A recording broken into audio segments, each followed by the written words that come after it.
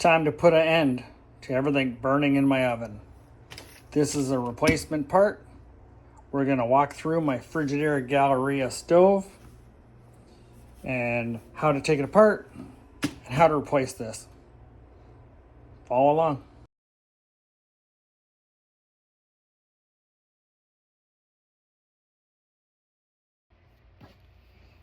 If there was any doubt about this being a Canadian appliance, it takes a red Robertson to remove the back. I was honestly expecting a Phillips screwdriver for this sweet job here, but apparently not. We got some Canadian pride. Right, wrong, or otherwise. Here we go. Now, have I ever done this before? No. Based on the part that came in, I'm anticipating 2 screws and a plug. I've been wrong before. But I have full confidence in my ability to do this. I don't know where it comes from or why, but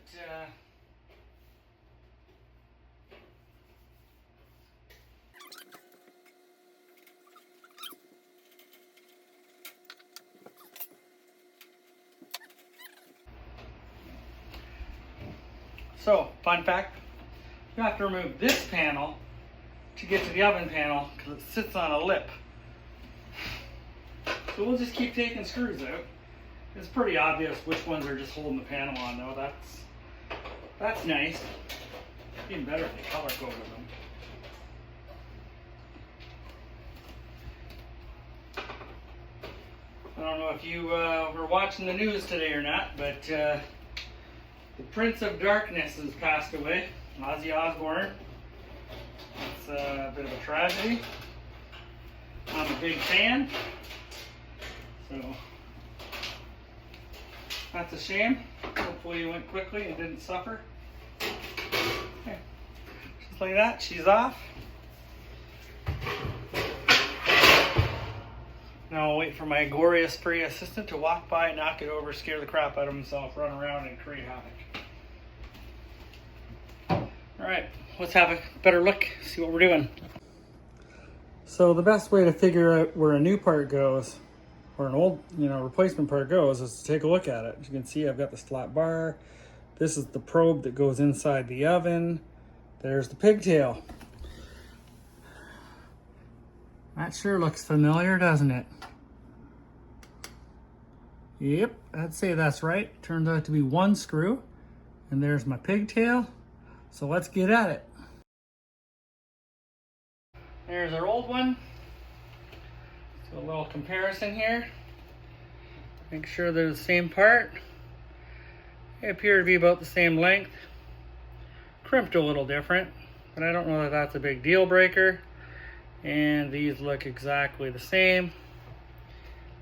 So let's put this shiny new one in.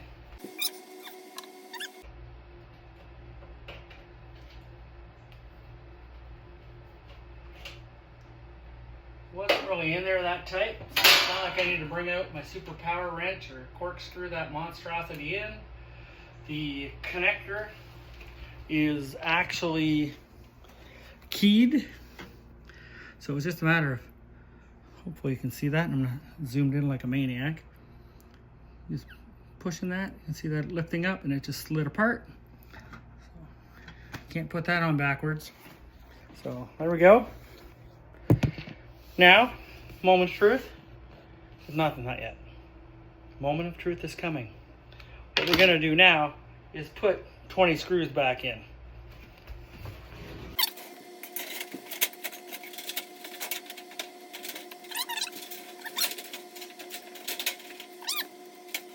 Do this repair? No, the answer is I'm not. And the reality is, when you grow up poor and you don't have the money to pay someone to fix stuff, you learn how to fix stuff. And even when you don't know how to do it, you give it a try, you figure it out. Now I could do all this and it may not work.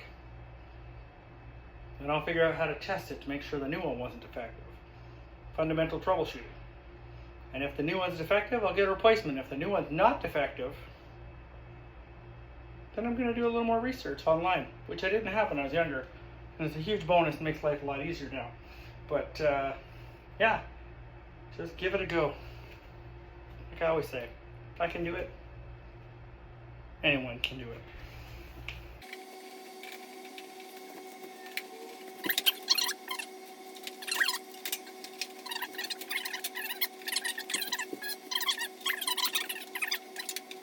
Another school of thought is, what's wrong in your head? Why did you put this all back together?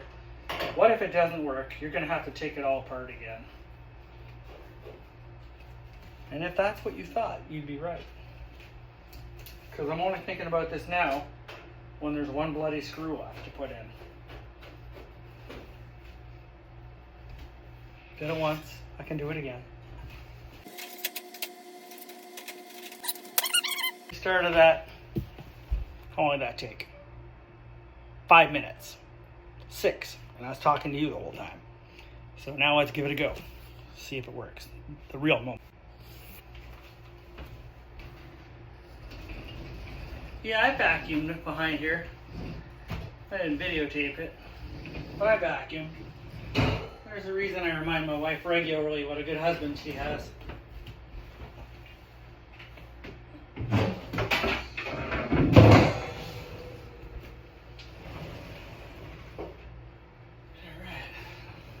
Survey says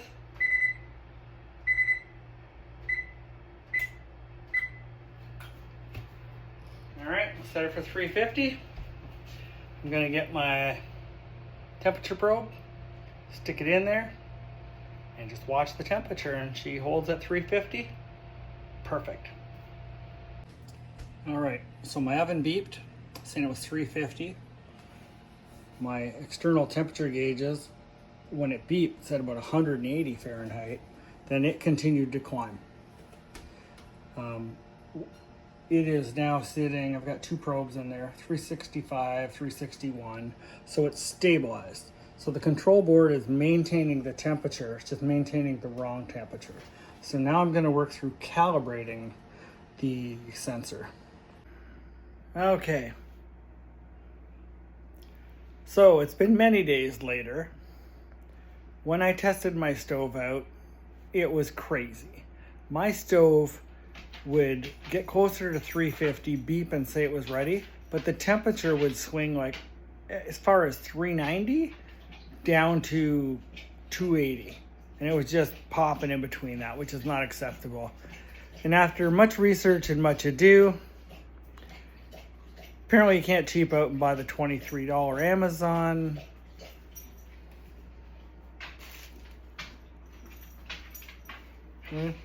This lovely Amazon one. It came with from some Sensors dot, I don't know, wholesale warehouse, I believe it was. And all my research, and it was like, no, those aren't calibrated to your stove or any of that kind of stuff. You need to buy the actual Frigidaire one, which comes calibrated and ready to go. I did learn how to calibrate my stove though, so if this was off by 5 degrees or something, easy breezy. I'll show you anyway because I have to set it back to 0. But yeah, let's get the new one in, and then I'll show you how to test your old one. All right, this is the Amazon one that I bought. Now there are 2 holes in there, and you set yourself up on ohms. And what we're looking for is 1080 or 1060 or something like that.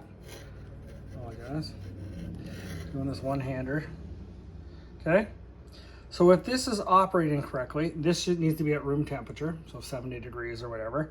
So I have it in here. Now it's doing a measurement of the resistance of this, and it's supposed to be 1060 or 1080, but regardless, look what it is. And that is allegedly brand new. So that's going back to Amazon. Okay, so I'm gonna put that one over here. Now let me show you the one that I took out of my oven, just to prove. I apologize for the camera right now, but we're getting creative. I'm one-handing her. Okay, All right, same situation. Oh, imagine that. The new one was as bad as the old one. All right, new unit is in.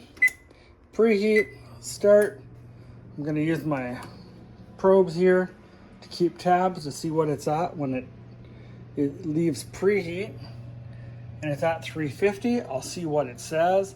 And this will tell me whether I'm maintaining the heat or not.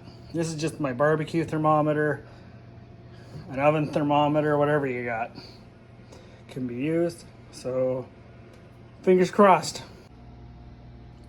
All right, what I'm watching for is to see if it levels off. So obviously we're still at 350. This is sitting at 376 and climbing. Let's just say it stays at 375. We're in this range. Basically, I'll know that the oven is basically, 25 off. So I will set I'll calibrate minus 25 to make it down. But as you can see, it's still climbing. 378. So I've got a timer going. It's 7 more minutes left. We'll see if it stabilizes or if it just climbs right up. But I'll find the average temperature, and if it does stabilize, I'll try and calibrate it down.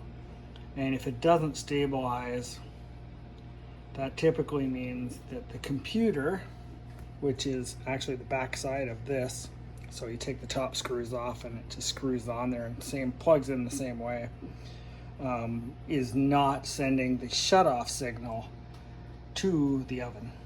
But we look like we're pretty stable in that 370 range. It's always going to shoot over a bit. So I'll wait for the 6 more minutes and we will see if it's sticking in this range, and then I'll do a minus 25 calibration and try it again. Okay, the 6 minutes are up. Look at the temperature when it normalized.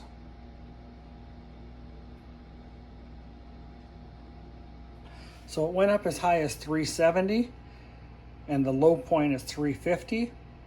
And my little bit of research, which I'll share above, is that this is within norm, so I don't have to calibrate it.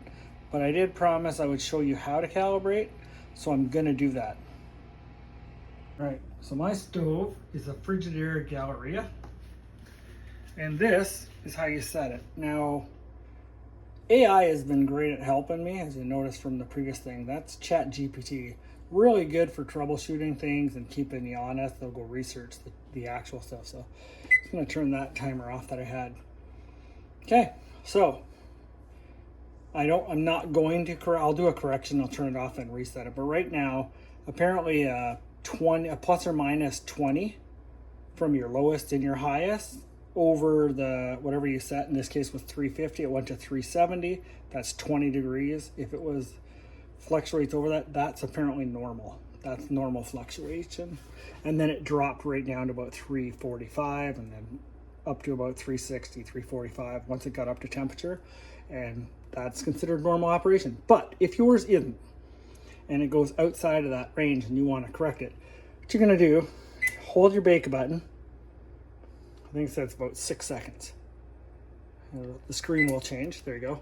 So this is the correction. So let's just say it was 15 that I want to do. That is correct at 15 degrees higher. If I hit, I believe it's quick preheat, was it? Oh, self-clean. Now it's a minus, see? Self-clean, 15 degrees higher, 15 degrees lower. And then all you have to do is hit start. And then that will be set. So I'll hit the start button.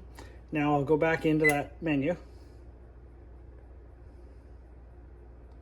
And you'll see it come up at the 15. See? That's the new set. So no, I want it back to 0. So I'll click 0, start, and you've calibrated your oven. Hopefully that helps somebody.